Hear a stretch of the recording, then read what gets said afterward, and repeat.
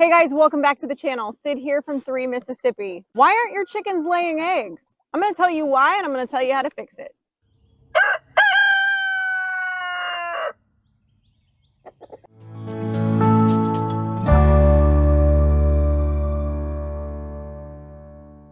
Sometimes you may notice a slowdown or a complete altogether hard stop on your flock's egg laying, and there's lots of reasons for that. Let's go over some of the most basic common ones and some solutions to fix those. Are your birds sick or injured? When birds are sick or injured, their body is going to be conserving resources, so they're not going to be laying eggs like they would normally if they were in a healthy state. So for me, it's really important on a daily basis to make sure that I'm out here walking amongst my flock, getting a visual on every single bird, watching them for a few moments during feeding and during bedtime routine or morning routine, whatever your schedule is with your birds, to really see if I notice anybody limping, if I notice anybody with closing their eyes and nodding, if I notice any discharge from their eyes or cloudiness, if I see any vents that look like maybe they are a little clogged. A lot of times, girls, especially broody girls, can end up with some pasty butt. You see that often with chicks. It can happen in older girls too. I have seen it happen. Usually there's something else going on and that's a symptom. However, it's something that you do want to take care of. So you always want to keep an eye on their behavior. If they seem listless, if they're staying away from the rest of the flock, if they're not eating and drinking, of course, is a huge red flag. But those are all things that you want to be on the lookout for on a daily basis, because birds can show signs of illness so quickly. They'll go from fine to dead so fast. And so it's really important that you monitor your flock constantly and keep an active role in monitoring them so that you can catch the first sign of anything wrong with them and hopefully address it, whether it's separating them and treating them with some medicine, or maybe they've been just injured and they need to be separated because others are picking on them and causing more damage. Whatever it is, if your bird is sick and injured, they're not going to lay eggs. Guys, just like the rest of us, birds can get stressed out very easily. It doesn't take much. Sometimes it's something big, like maybe there was a predator attack and that really got them amped up because they were kind of running for their lives. Or maybe some of your flock was sick. That can stress them out. They see them dropping like flies and birds getting separated. That can really stress them out too. Changes in their diet, changes in their environment, and even something as simple as adding new birds to your flock can sometimes stress them out. And there's nothing you can really do about it to like stop it overnight, but you can definitely do some things to help alleviate some of that. You know, make sure that you have a very predator proof environment. We have a very secure coop, which is also surrounded here in their big open run area in the pasture with hot wire from Premier Fencing. That keeps them safe from predator attacks. I can tell you this, since we've had this setup, which has been quite some time now, we're going on about a year, we have not had a single, knock on wood, predator attack. So I'm very, very blessed that that has not happened. I have in the past, in our previous coops at our previous residence, I had dealt with many attacks because we lived in a very different environment there. So making sure that they have a secure, safe space will keep them from feeling stressed out. If you've moved your birds around, maybe changed their environment, that can stress them out too. If you're going to be moving your birds, just understand that while there's nothing you can really do to alleviate the stress of whatever that move is, if you're relocating or simply just relocating them on your property, give them some time, give them some grace, maybe give them some extra love and attention to help keep them calm and happy. But once they feel comfortable again and the stress starts to fade, they will start laying again. Is their coop dirty? While birds can be very hardy, they can also be very susceptible to diseases and to infestations of things like mites. Now, those things can all lead to the eggs not being laid. And I know a lot of people like to do the deep pile bedding method. I have used that myself when we lived in a much drier climate. But please make sure that you're still keeping your coop clean. It needs a good scrub down once in a while. Those nesting boxes need to be cleaned out. A lot of times girls will sleep in their nesting boxes instead of on their roofs just because it's comfy and cozy, especially in the colder months. So make sure that you are checking the bedding in the nesting boxes and keeping it clean for them so that they are not sitting in ants or mites or bacteria and things that can develop so quickly if things are allowed to build up and you have an excess of fecal matter in there. You do want to make sure you stay on top of that. Myself, I've been using horse pellet bedding, which is basically like compressed pine shavings that you add some water to and it expands. I've had good luck with that here in a more moist climate. And I go through it and shovel out the top layer that has their droppings on it every day. This helps keep their coop from collecting flies, from getting mites, and makes it just a better environment for them to want to come into to lay. Now, these next two reasons go hand in hand just a tad, so we're going to kind of combine them. You need to know the age of your birds and what their cycle is like when it comes to molting. Once a chick is hatched, that first 18 months of their life, they are a very young new bird, but when they hit around that 18-month mark is when they will go through their first molt. Now, typically these molts will happen at the end of summer going into fall. That is the most common. However, that is not always the case if you're in a different climate or if your birds were maybe hatched at a different time of year than spring. That can affect their molting schedule. But every bird goes through some degree of molt. Sometimes it's more severe than others. Sometimes it'll look like you have naked chickens walking around and they look like little zombies. They are not going to be laying while they're molting. And that first molt sometimes is a very intense one for some birds. This again can vary from breed to breed and can depend too on several other factors such as their feed. During their molt, you really want to make sure that you are giving them tons of protein, maybe even giving them something a little extra like some mealworms and grubs or black soldier fly larvae, something that's going to give them a little extra oomph to help regrow those feathers because it takes a lot out of the girls. And during that time, they are not going to lay. Now, not every bird will go through a visible molt. Again, sometimes this depends a little bit on age and environment. If I have a chick that's hatched in, spring of 2022, I can expect her to go through her first molt in like fall of 23.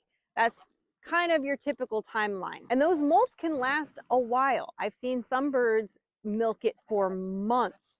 I had one bird that went through a molt that was really a lot, and I had naked birds in the run for probably a solid 3 months, and I was giving them the protein and doing all the things, but it just took them a lot longer to regrow their feathers, whereas some of my girls went through it, regrew them super fast, and were back to work laying eggs for me. It really does depend, but there are things that you can do to just help that. Like I said, give them a little extra protein during those molts and just be patient with them. It's a natural process. And remember too, as your hen ages, she's going to drop off her egg laying production. So when you have a hen that is a pullet still in that first year, that up to the point of lay, she's going to be laying at her best once she reaches her prime there. But closer to the 2-year mark, after that first molt, she's going to drop off a little bit. It may not even be that noticeable, but it will progress on as she gets older, 4, 5, 6. You may only get an egg from her once a week. Then you may not get eggs from her anymore at all. A lot of this varies again from breed to breed of bird, but the basic truth of that is there is going to be a slowdown in egg production as your flock gets older. One way to combat that is adding a few new chicks every year if you have the ability to. Now, some people will crock pot some of their older hens and put them in Penmore Camp retirement once they have ceased laying. You don't have to do that. You can let them live out their life and have a little hen retirement party if that's your jam. But I do encourage everybody to think about every year or at least every other year adding a few chicks to keep that rotation going. So as your older girls are aging out and not laying as much, you've got a fresh batch of girls coming in that are willing to pick up the pace and help keep your family knee deep in eggs. If your hens are not at the point of lay yet and they haven't reached full maturity, they're not going to lay. This can vary from breed to breed, but usually somewhere between the 5 to 7-month mark is when your birds will start laying consistently. Are your birds getting proper nutrition? Your birds' bodies can't produce eggs if they're not getting the things in their feed and in their diet in order to make those eggs for you. So your normal chicken layer feed will have things like calcium and magnesium and protein, and those are all things that they need, but make sure that you're getting the correct kind of feed for your flock. Birds need a lot more protein to make eggs than a lot of people think. It's recommended somewhere between 16 to 20%. I find often that, especially in the colder months, it's much better to have a higher protein feed. Something around 22% is what I like to use. And that keeps my girls well fed, keeps their feathers healthy, and keeps them laying eggs. Now, if you notice you're getting eggs that seem soft and squishy, I call them bubble eggs.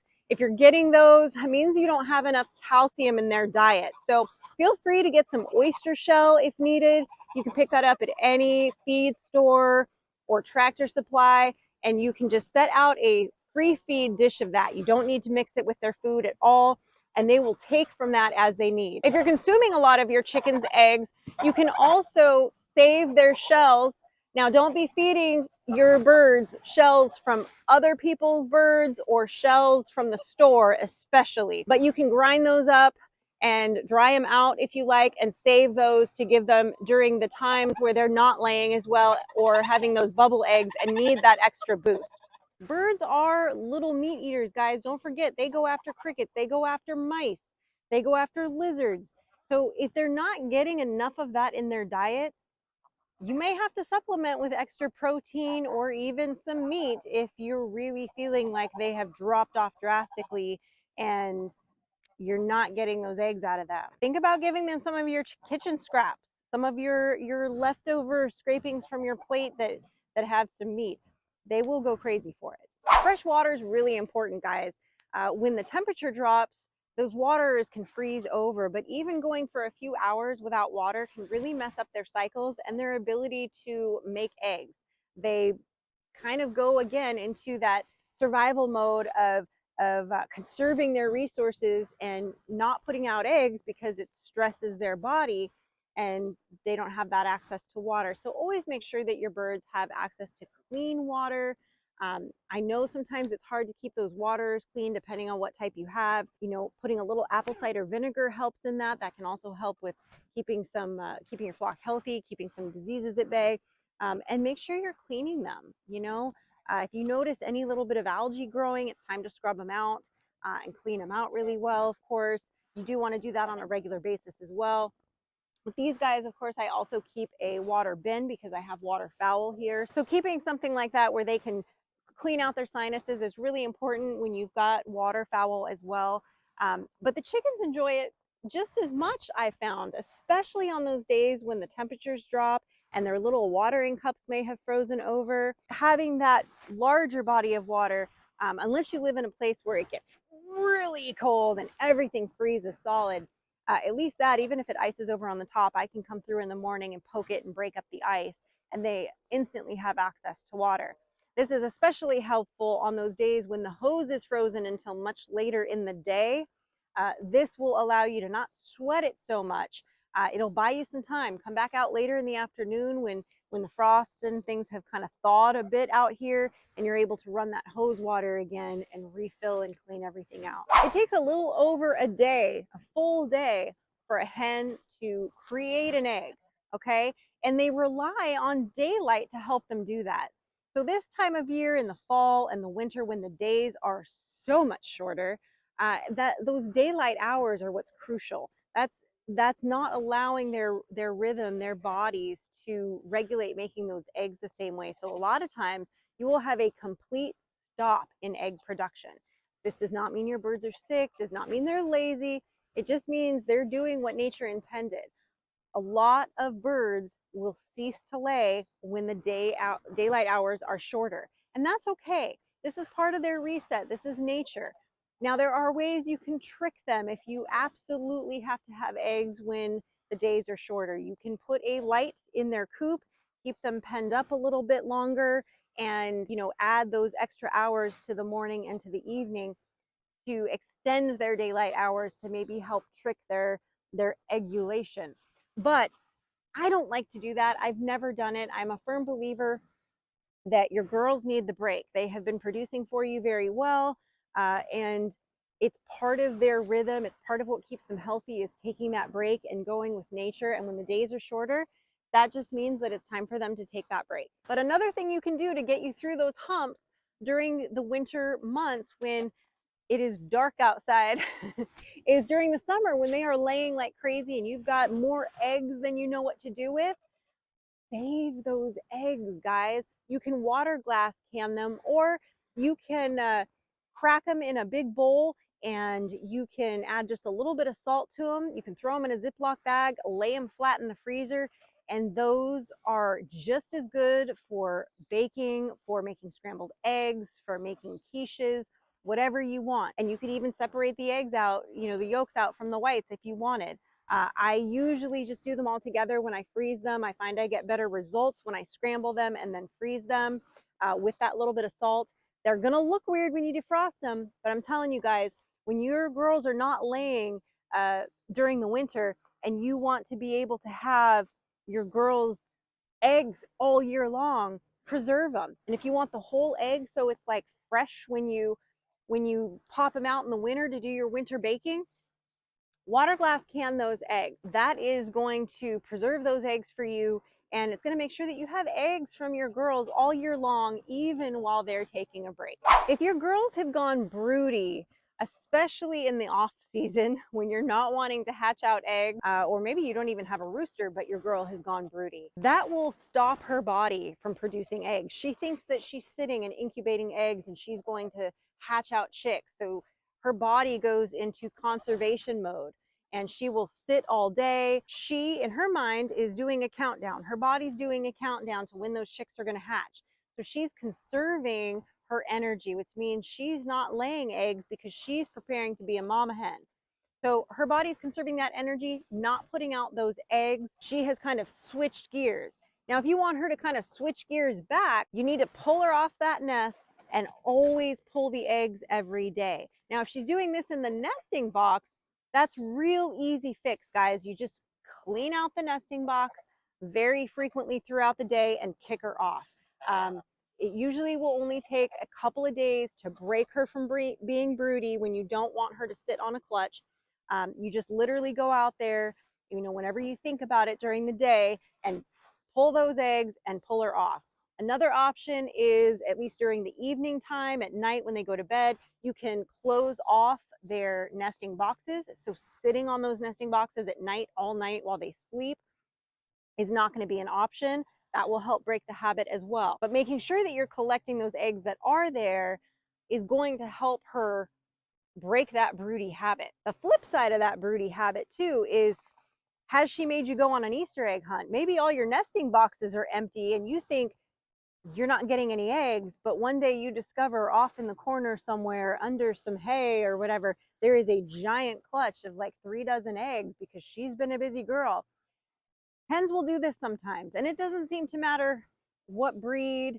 There are some that will have a tendency to go more broody than others, but this again can vary. When you find one of those spots like that where they have just hidden the eggs like that, and collecting the eggs right off the bat does not deter them from choosing that spot again, one of the things that you can do is put some either real eggs from the other hens in their group in a nesting box in their coop so that they can see like, oh, this is where I'm supposed to go. Or you can even use those little fake wooden eggs and put those in there to kind of make them think, oh, this is where the eggs are supposed to go, and then they'll want to lay there. If they're really, really stubborn, you can even pen them up in the coop for a couple of days. Now, if you've got a really large flock, that's not going to work really well unless you have a giant coop. But if you've got, you know, just a few hens, locking them in the coop for a few days and kind of forcing them to lay in the boxes should help break her from going rogue and laying in a hollowed out tree. The bottom line, guys, make sure that your birds are being taken care of.